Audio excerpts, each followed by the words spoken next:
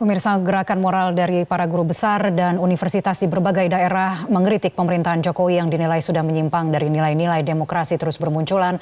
Namun Istana justru meresponnya dengan prasangka politis. Kita akan langsung membahasnya bersama dengan Ketua Central Initiative dan peneliti senior imparsial Al-Araf. Selamat sore, Mas Araf. Selamat sore, Mbak. Ya, terima kasih telah bergabung bersama kami di Metro hari ini. Mas Araf, bagaimana Anda melihat situasi saat ini di mana kita melihat puluhan kampus beramai-ramai memberikan pernyataan sikap terhadap pemerintahan Jokowi dengan maksud memelihara demokrasi dan juga mengawal Pilpres 2024, namun kemudian dianggap partisan oleh Istana. Itu hanya satu bagian respon dari Istana ya. Mungkin bisa dibedah terlebih dahulu. Ya, saya rasa para akademisi ini sangat objektif dan ilmiah ya. Penilaian mereka tentang kondisi demokrasi yang mengalami kemunduran itu sudah disampaikan dari lama, dari 3-4 tahun lalu. Hanya memuncak ketika Mahkamah Konstitusi mengeluarkan keputusan Mahkamah Konstitusi yang nomor 90 yang membuat putra Presiden Gibran bisa maju dalam kontestasi Pilpres. Dan keputusan MK itu yang menilai bahwa telah terjadi pelanggaran etik terhadap proses tersebut, khususnya pada Gibran, itu semakin membuat para akademisi merasa bahwa keresahan dan suara hati mereka harus disampaikan kepada publik. Sehingga apa yang disampaikan oleh para akademisi ini adalah sedang ingin menyuarakan kebaikan bersama untuk menyelamatkan republik, menyelamatkan demokrasi dari rongrongan ataupun dari keinginan kekuasaan dan penguasa yang ingin menjadikan pemilu demokrasi hanya untuk kepentingan segelintir kelompok elit, bahkan hanya untuk segelintir keluarga. Oleh karena itulah upaya membangun ruang dinasti yang dibangun oleh rezim pemerintahan ini, usia Pak Jokowi, itu ditentang oleh para akademisi masyarakat sipil. Karena demokrasi sesungguhnya menginginkan ruang kepentingan untuk seluruh rakyat Indonesia, bukan untuk kepentingan satu keluarga. Jadi menurut saya ini suara-suara yang baik, suara-suara yang bagus, yang memang dibutuhkan ketika kondisi negara dalam situasi kritis. Nah, apa yang dilakukan oleh Istana dengan menuding para akademisi ini partisan, ada orkestrasi, itu sesuatu yang menyakiti, tidak berdasar, dan menurut saya itu semakin menunjukkan bahwa memang kekuasaan ini justru memang ingin bermain dalam politik elektoral 2024, dalam hal ini presiden. Sehingga dengan pernyataan-pernyataan tersebut, tudingan-tudingan tersebut semakin meyakinkan. Mas Araf? Bahwa presiden sesungguhnya tidak netral, gitu ya. Presiden sesungguhnya berpihak, dan itu diperlihatkan dari jurubicara presiden yang menanggapi para akademisi ini, gitu. Kalau ada beberapa tanggapan sebenarnya kalau mungkin bisa dibedah satu persatu, Mas Araf. Ada tanggapan bahwa ini adalah gerakan partisan, kemudian ada juga tanggapan yang mengatakan bahwa ini adalah gerakan yang diorkestrasi, gerakan agitasi, bahkan itu disampaikan oleh salah seorang menterinya.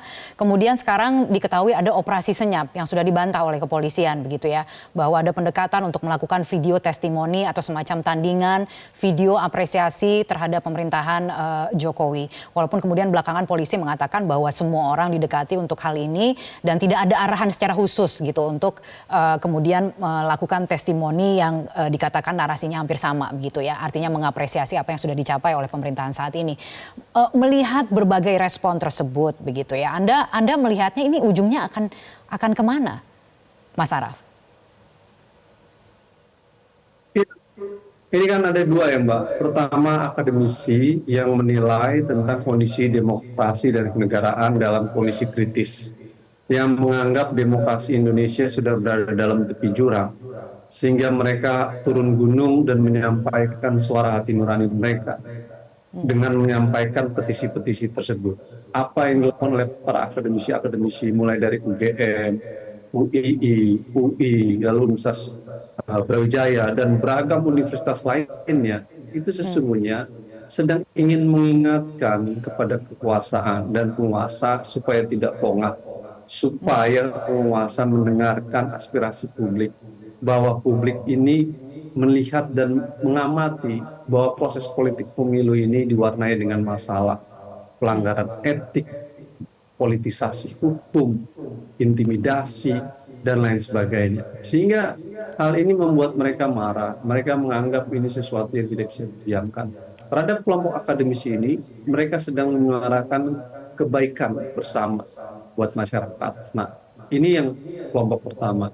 Kelompok kedua, ada juga kelompok-kelompok yang berusaha digalang oleh oknum kepolisian seperti di Polda Jawa Tengah, gitu ya, dengan meminta kepada rektor agar menyampaikan pemerintahan Jokowi baik, bagus dan lain sebagainya, dan kemudian ditolak oleh rektor tersebut untuk menyampaikan hal tersebut. Nah, untuk yang hal ini, menurut saya, pertama catatan saya adalah oknum kepolisian di Jawa Tengah dan Polda di Jawa Tengah ini sudah offside. Upaya meminta video tersebut sesungguhnya adalah satu bentuk politik, dan menurut undang-undang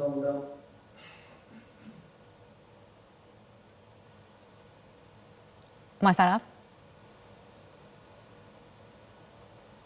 Mas Araf, Anda masih bersama kami? Mas Araf? Baik. Ya, baik, kami akan mencoba untuk memperbaiki komunikasi kami dengan Al Araf dari Imparsial yang akan segera bergabung kembali untuk melanjutkan dialog di Metro hari ini. Tetaplah bersama kami.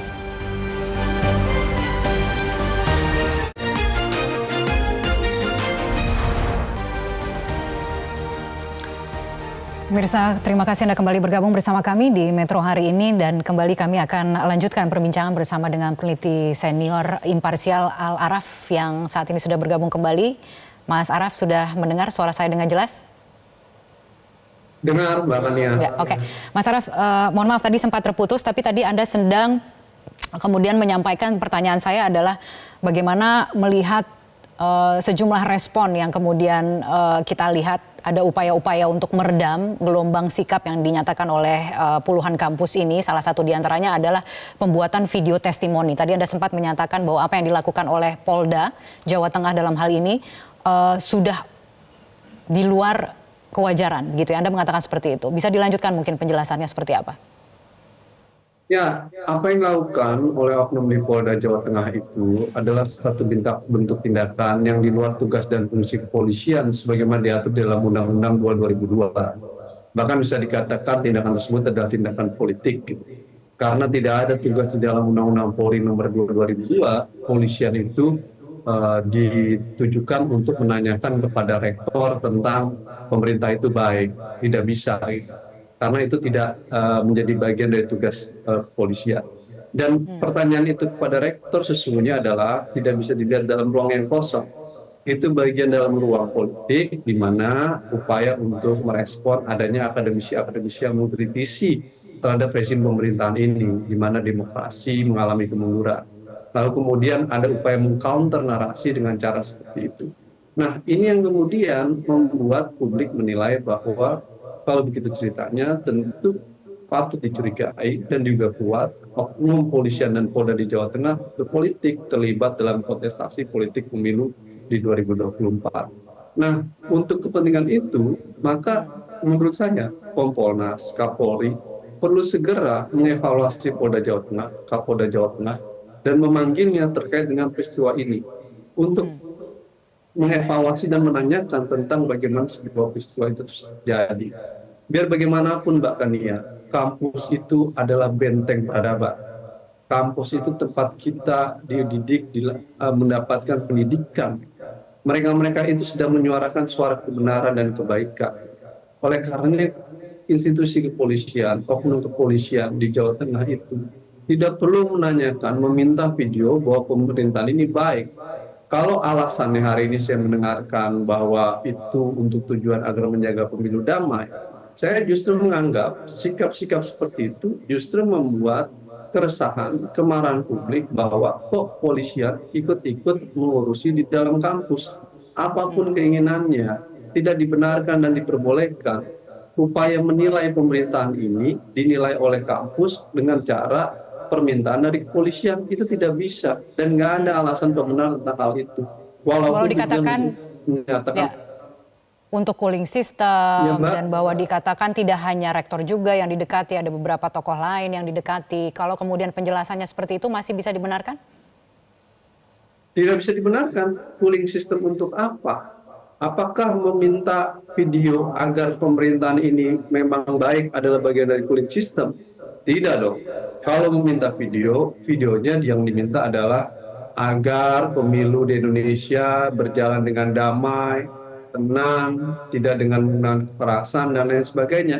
Itu baru cooling system. Tapi kalau video yang diminta adalah mendukung agar pemerintahan ini baik, itu bukan cooling system, itu dalam konteks upaya melakukan counter narasi dalam menghadapi upaya-upaya agenda-agenda kelompok akademisi lain yang menyatakan sikap kritis terhadap pemerintahan. Jadi dengan kata lain bisa dikatakan itu langkah-langkah politik dan itu sesuatu yang bertentangan dengan Undang-Undang Nomor Polri 2 2002 di mana Polri harus netral dan tidak boleh berpolitik. Makanya saya ingin katakan kepada Kompolnas dan Kapolri segera mengevaluasi Polda Jawa Tengah dan Kapolda Jawa Tengah karena sudah tidak sesuai lagi dengan rambu-rambu yang diatur di dalam Undang-Undang 2 2002. Yang Baik. kedua Mbak Kania, saya ingin tekankan berulang kali di sini. Polri itu adalah institusi anak kandung dari reformasi. Yang ketika pasca 98 kampus, dosen, mahasiswa, termasuk saya sendiri, yang menginginkan agar Polri itu pisah dari TNI, dari ABRI pada waktu itu, supaya dia memiliki peran kelembagaan yang terpisah dari ABRI. Karena di masa Orde Baru, polisi itu menjadi bagian dari ABRI, dan dia berada dalam kondisi keungkungan militerisme dan militer pada era tersebut. Di era reformasi, mahasiswa lah, dosen lah, ya, kampus lah yang bersuara agar Polri dipisah dari ABRI dan punya fungsi penegakan hukum, perlindungan masyarakat, dan melakukan pengamanan dan ketertiban masyarakat. Dalam kerangka itu, polisi itu memiliki hutang besar terhadap kampus sehingga kemudian terjadi pemisahan besar antara polisi dan TNI. Siapa yang paling di depan untuk melakukan itu adalah mahasiswa, gerakan mahasiswa, akademisi yang menilai bahwa dalam negara demokrasi antara Polri harus dipisahkan dari ABRI pada era tersebut. Jadi jangan pernah lupakan hal itu. Konsekuensinya apa? Biarkanlah kampus itu menyampaikan pandangan mereka, kebebasan berekspresi mereka, karena mereka itu sedang ingin menyuarakan kebaikan, menyuarakan kebenaran. Apa yang disampaikan oleh kampus itu bukan bagian dari ancaman keamanan nasional yang kemudian perlu di cooling system. Apa yang dilakukan oleh kampus itu adalah sesuatu kebenaran, suatu hati nurani, suatu nilai moralitas. Karena pada akhirnya kita harus mengakui benteng peradaban kita terakhir ada di dalam kampus.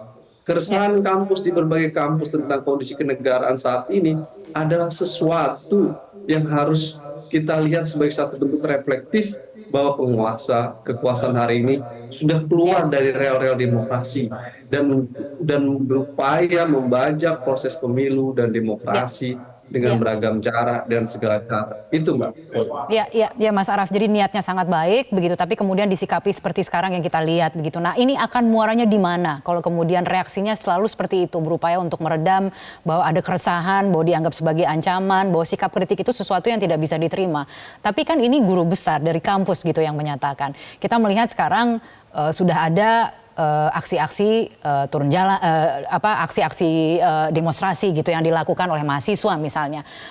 Ujungnya ini akan kemana, Mas Araf?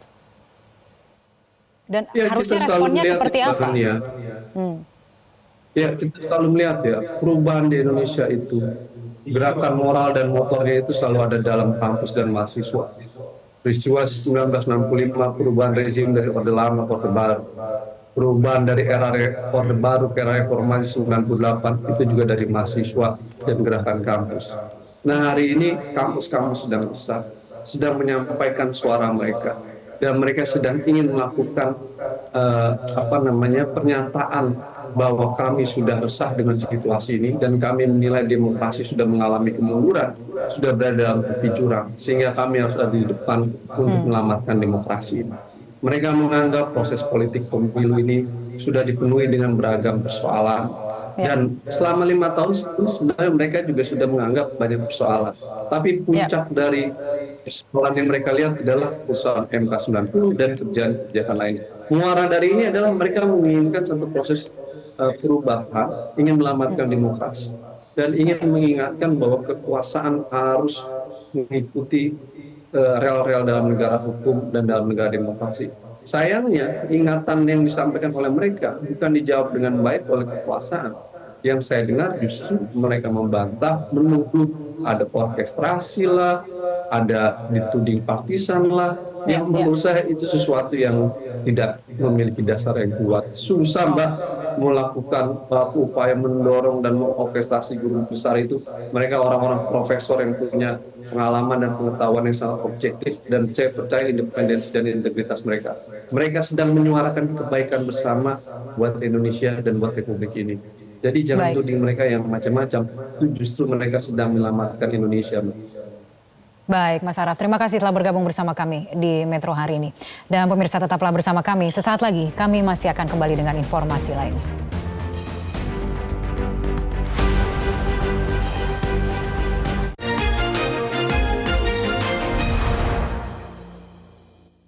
Dipersembahkan oleh, didukung oleh